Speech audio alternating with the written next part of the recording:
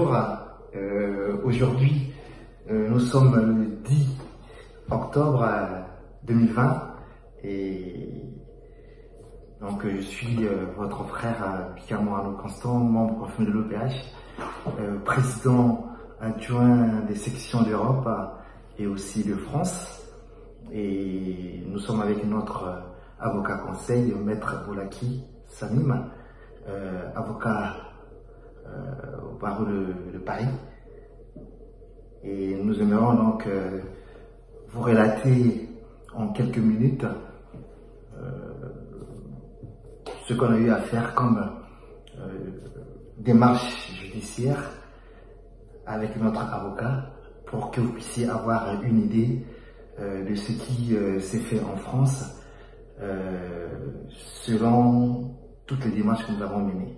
Donc, Maître Boulaki, je vous passe la parole pour le débrief. Je vous remercie. Alors, effectivement, Maître Boulaki, avocat au barreau de Paris. Donc, j'ai le plaisir d'assister et de représenter depuis maintenant plus de 3 ans et demi, effectivement, l'association Lozolo en France. Et donc, je vais vous relater en quelques instants, et je vais essayer de ne pas être très long, finalement, ce qui s'est passé depuis 2017 à aujourd'hui dans ce dossier. Alors, moi, j'ai été consulté effectivement par les membres de l'association, me semble-t-il, c'était à l'aube de l'été 2017. À ce moment-là, on m'a exposé un certain nombre de difficultés qui concernaient une gestion opaque de l'association, tant au niveau financier qu'au niveau administratif. C'est-à-dire que, grosso modo, on avait un certain nombre de difficultés. Premièrement, dans le côté administratif, il y avait un certain nombre de statuts, un certain nombre d'assemblées générales qui étaient signés par des personnes qui étaient censées avoir assisté à ces assemblées, qui d'une part n'y avaient pas assisté, et qui d'autre part attestaient ne pas avoir été signataires, et que les signatures qui étaient apposées n'étaient pas les leurs. Ça posait une première difficulté. La deuxième difficulté tenait sur le fait que des pouvoirs avaient été donnés à des personnes qui n'avaient pas été nommées pour cela. Donc effectivement, le président était M. Boutsindi, il y avait M. et Mme Montpouillat. Mme Montpouillat avait eu des fonctions effectivement qui n'étaient pas inscrites dans les statuts ou dans des décisions qui avaient été débattues et votées par les membres. Et M. Montpouillat occupait des fonctions de trésorier depuis près de 10 ans sans que cela soit acté dans une quelconque délibération ou décision d'une assemblée générale. La difficulté, j'allais dire, au-delà de cet aspect purement administratif, c'est qu'en sa qualité de trésorier, M. Montpouillat était en charge des cotisations et un certain nombre de membres n'avaient pas forcément d'informations très claires et très précises sur le devenir d'une part de leur cotisation et d'autre part reprochaient une gestion opaque avec des prêts qui étaient octroyés, des prêts ou des dons à des personnes sans vraiment qu'on sache comment, peut-être des salaires, peut-être des versements financiers qui n'étaient pas conformes à l'esprit effectivement de l'association. Dans ces circonstances, la première chose que nous avons décidé de faire, c'est qu'en droit français, la class action, l'action de groupe est extrêmement encadrée. C'était de pouvoir choisir, de pouvoir désigner un des membres ou plusieurs des membres qui, chacun, personnellement, allait porter cette chose. Le choix s'est porté sur M. Koussinguini en sa qualité de doyen, effectivement, de l'association, mais cela ne lui octroyait pas un statut ou un pouvoir supérieur par rapport aux autres membres. Tous les membres étaient concernés. D'ailleurs, lors des réunions de travail à mon cabinet, il y avait beaucoup de membres qui étaient présents. Et d'ailleurs, lors des audiences, parce que je vais vous détailler les audiences qu'il y a eu devant les différentes juridictions, quasiment tous les membres, ou une grande partie des membres, avaient le plaisir d'être présents, de pouvoir assister à ces débats qui étaient importants. L'autre difficulté importante, c'est que l'association était propriétaire de différents véhicules. On s'est rendu compte, de manière assez surprenante, que ces véhicules qui avaient été acquis avec les deniers de l'association, dont les polices d'assurance étaient réglées avec les deniers de l'association, on en avait certains qui étaient au nom de M. Boutsindi in personam, ce qui évidemment pouvait poser difficulté. Alors, ce qu'on a fait, en respectant les statuts de l'association, c'est d'envoyer une lettre recommandée avec accusé de réception effectivement à la présidence pour notifier ces différents points et demander à ce qu'une assemblée générale soit tenue pour qu'on puisse débattre de ces points et qu'éventuellement, vu qu'il y a des difficultés sur la gérance et la présidence de l'association, pour que cela puisse être remis à la chose publique et que l'association puisse reprendre ses propres règles. Malheureusement, M. Boutsindi a été complètement sourd à ces supplications que nous avons faites. Soit on a fait le choix, effectivement, de pouvoir décider à la rentrée 2017 de déposer une plainte pour abus de biens sociaux, faux usage de faux, escroquerie en bande organisée notamment, contre M. Boutsindi, M. et Mme Mampouya, et contre X, pouvant être toute personne impliquée dans cette affaire, en estimant effectivement que ce volet pénal était absolument important. Ce que nous avons fait. Quelques semaines plus tard, au printemps 2018, nous avons fait le choix de saisir le juge des référés près du tribunal de grande instance de Pontoise, en lui demandant quelque chose de très simple, de considérer qu'il y avait urgence à destituer les instances dirigeantes de l'association pour désigner un mandataire judiciaire, donc en l'occurrence un administrateur judiciaire, qui avait une mission que nous avons demandée, celle de convoquer une assemblée générale ayant vocation à renouveler les membres du bureau et notamment renouveler le président. Il y a eu une audience qui s'est tenue, effectivement, qui est extrêmement animée, au terme de laquelle une décision a été rendue le 29 juin 2018, qui, effectivement, nous a vus victorieux, qui nous a donné raison. Et au terme de cette décision qui a été prise le 29 juin 2018, le juge des référés a considéré que notre assignation était recevable, a considéré qu'il y avait urgence à débouter M. Boutsindi et M. Mampouya de leur demande de mise hors de cause, et notamment on a maître Philippe Blériot, administrateur judiciaire, qui a été désigné en qualité d'administrateur provisoire de l'association. Donc, à compter de ce moment-là, c'est lui qui avait pour mission de gérer l'association en lieu et place de M. Boutsindi. Je remarque d'ailleurs que un appel a été interjeté. J'y reviendrai, parce que, en attendant que l'appel soit audiencé, si vous voulez, il y a eu une difficulté qui s'est posée, c'est celle de l'exécution de la décision. Évidemment que M. Philippe Blériot, administrateur judiciaire, a été désigné, mais M. Boutsindi, M. Mampouya ont fait de la résistance et ne lui ont pas communiqué tous les éléments comptables et financiers lui permettant d'exécuter sa mission. Donc, je me souviens, on a eu de longs débats sur ces éléments-là, parce que, finalement, heureusement que les membres de l'association, qui sont ici présents et ceux qui nous suivent, ont pu faire des démarches, notamment auprès de Maître Blériot, pour s'assurer de reconstituer la comptabilité de l'association. Parce que M. Boutsindi, M. Mampouya notamment, et Mme Mampouya également, ont fait le choix de ne pas vouloir collaborer et de ne pas vouloir, finalement, que l'administrateur judiciaire ait tous les éléments en main pour réaliser sa mission en bonne et due forme. Ceci étant dit, un appel a été interjeté par leurs soins, ils ont changé d'avocat en prenant peut-être l'un de mes éminents confrères qui était peut-être plus chevronné pour pouvoir mettre le maximum de chances de leur côté. Donc à ce moment-là, un débat s'est tenu devant la cour d'appel de Versailles. La cour d'appel de Versailles a vu une audience extrêmement animée, au terme de laquelle, finalement, des nouveaux éléments ont été apportés par M. Boutsindi, M. Mampouya, Mme Mampouya. Ces éléments qui ont été apportés, c'est notamment des notes, des directives de la part du délégué permanent de l'association sur la terre-mer au Congo, ayant vocation à, d'une part, exclure M. Kousigini pour ne plus lui donner qualité à agir dans ce procès, mais également prenant différentes décisions qui, au final, n'étaient pas vraiment dans l'esprit de l'association.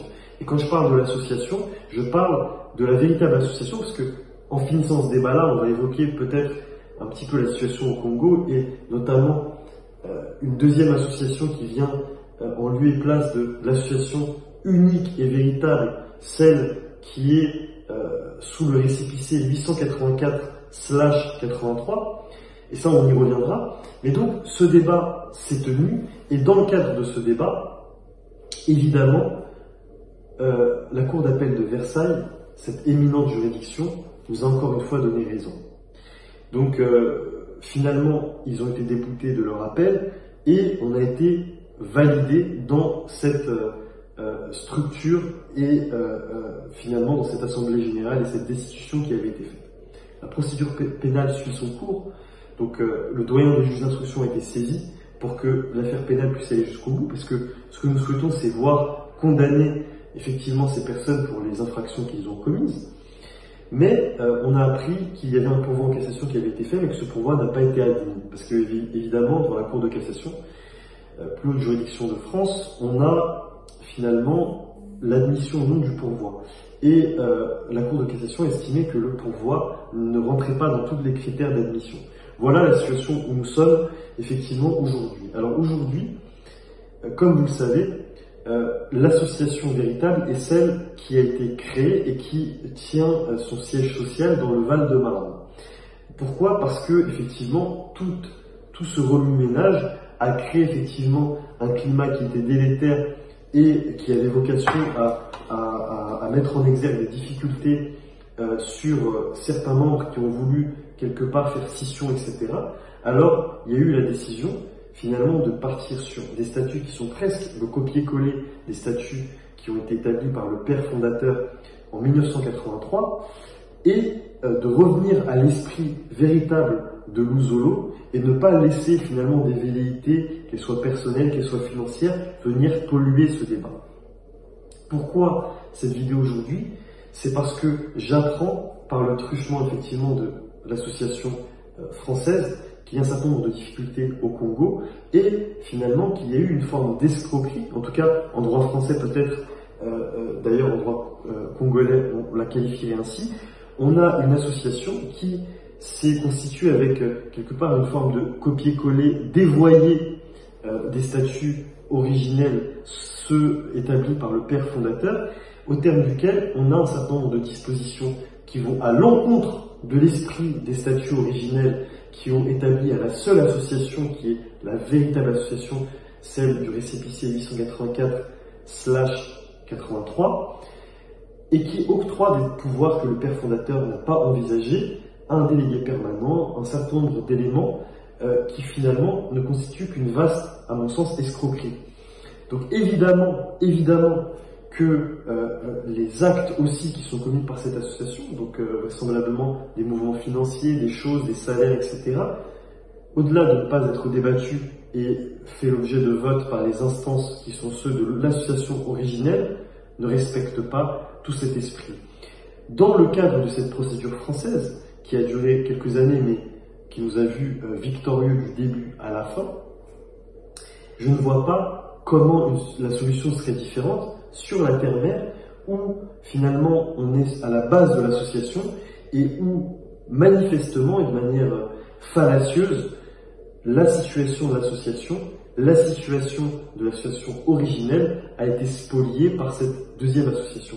Donc je n'ai pas de doute, à la place qui est celle que j'occupe, à savoir celle d'avocat au barreau de Paris d'une part et d'avocat de l'association Louzolo d'autre part, je n'ai pas de doute sur l'issue de cette procédure au Congo, qui, à mon sens, devrait être similaire à celle en France, parce qu'elles ont davantage de légitimité sur la terre-mère au Congo qu'elles ne l'ont ici. Je ne vois pas comment et dans quelles circonstances les éminents magistrats congolais ne pourraient pas considérer que cette escroquerie et ces faux usages de faux et ces abus de biens sociaux et surtout cette création d'une entité ayant vocation à flouer les gens et les mettre dans une situation un petit peu d'absence de clarté pour les diriger vers une instance qui n'est pas celle qu'ils pensent épouser. Je pense que les magistrats congolais ne pourront que constater tout cela. Voilà ce que j'avais à vous dire et je vous adresse mes sincères salutations et je reste à votre disposition, à tous les membres de France et de Navarre pour toute question en ma qualité effectivement d'avocat de l'association.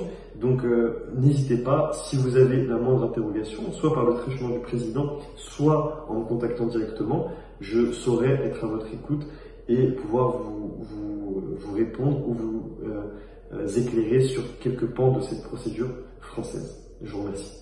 Merci beaucoup, Maître Sami Bolaki, avocat au barreau de Paris et avocat de l'association Louzolo Amour OPH en France, et aussi notre avocat des associations filles qui se trouvent donc dans plusieurs pays et dont nous sommes affiliés à l'association mère au siège donc au Congo, qui est donc l'association Louzolo Amour OPH 884 du président fondateur Guy-Émile Houphouët-Boigny. Nous vous remercions infiniment. Et, par contre, maître, on avait quelques questions, notamment la procédure que nous avons abordée en France, où nous avons essayé de faire l'amiable des négociations pour ramener la partie adverse donc au 004, puisque la partie adverse c'est bien les membres du 004/15 qu'ils ont créé en 2015, et donc ils ont même fourni leur statut ici en France pendant les procédures judiciaires. Ils ont même stipulé dans leur statut qu'ils ont mis en place eux-mêmes, notamment l'article, je crois j'ai vu l'article 12, voilà, où ils disent que en cas d'empêchement du président fondateur, donc l'association est gérée par le délégué permanent, Monsieur Bikindui Sombolo. Bon, ce qui est bien différent des statuts de Guy-Émile Houphouët-Boigny qu'il a mis en place depuis 1983. Et je tiens à rappeler que Guy-Émile Houphouët-Boigny, le président fondateur, a bien dit sur cassette et par note circulaire que je sois mort ou vivant, personne n'a le droit de changer ce statut. Et je l'ai dit à mon Dieu et je l'ai aussi signifié à l'État congolais. Donc si aujourd'hui ils ouvrent une brèche, donc la partie opposée ouvre une brèche pour créer leur propre association, ce qu'on fera c'est d'accepter leur propre association, de les accompagner vers leurs vœux et qu'ils changent par exemple de nom. Absolument, parce que encore une fois, me semble-t-il, je parle sous votre contrôle, c'est qu'à un moment donné, il faut être très clair, extrêmement clair. Cette association, quelle est-elle? Elle est celle, effectivement, de Guy-Émile Houphouët-Boigny, avec ses statuts et avec, au-delà des statuts, avec sa parole et effectivement ce qu'il a prêché. Donc à partir du moment où on a des personnes, des personnages qui se permettent de venir trahir la postérité qu'il entend laisser, je crois qu'ils ne peuvent pas légitimement pouvoir continuer à s'affilier à l'association Luzolo. Et je pense que ce nom, qui est quelque part béni et qui est quelque part celui que le président fondateur a décidé d'apposer, je pense que dans l'esprit qui est le sien et qui est celui qui doit traverser l'intégralité des associations filles, je pense qu'ils n'ont plus le droit et la légitimité de pouvoir l'utiliser. En tout cas, me semble-t-il, vu que tous ces éléments-là sur cassette, etc., et a été notifié notamment à l'État congolais, je pense qu'au Congo, il doit être fait reconnaître par voie judiciaire que la postérité, effectivement, du président fondateur Guy-Émile Houphouët-Boigny implique que des associations qui ne procèdent pas de ses statuts et finalement de sa parole ne doivent pas avoir le droit de continuer à s'appeler ainsi, parce que ça peut amener effectivement un flou et ça peut amener des personnes qui pensent adhérer au véritable message vers une erreur et peut-être même vers être flouées et faire l'objet de traitements qui ne sont pas conformes à l'esprit de président fondateur Guy-Émile effectivement Houphouët-Boigny. Donc voilà. Pour répondre, j'espère que j'ai pu répondre complètement à votre question. Si vous en avez d'autres, je me tiens à votre disposition. Merci beaucoup, maître. Et vous avez normalement le dossier de toutes les victoires que nous avons eues au Congo judiciaire, notamment la Cour d'appel de Pointe-Noire, le tribunal de grande instance de Pointe-Noire, et aussi le compte rendu du ministère de l'Intérieur du Congo, reconnaissant l'unique association 884/83 de Guy-Émile Houphouët-Boigny. Voilà, donc... il n'y a pas plus éloquent que cela, évidemment. Et aussi la Cour suprême du Congo. Et voilà, chers frères et sœurs, ce qu'on avait à vous relater aujourd'hui. Et nous sommes bien au cabinet donc, de notre avocat, Maître Bolaki Samim. Et il est toujours prêt à nous accompagner pendant que nous avons besoin à n'importe quel moment, à n'importe quelle situation. Et si besoin, il pourra même faire un tour au Congo pour discuter avec tous nos avocats, pourquoi pas. Voilà, maître, on vous remercie infiniment pour votre temps et aussi pour vos conseils. Et nous allons toujours travailler ensemble, la main dans la main, comme vous savez bien le faire. Merci à vous. Merci.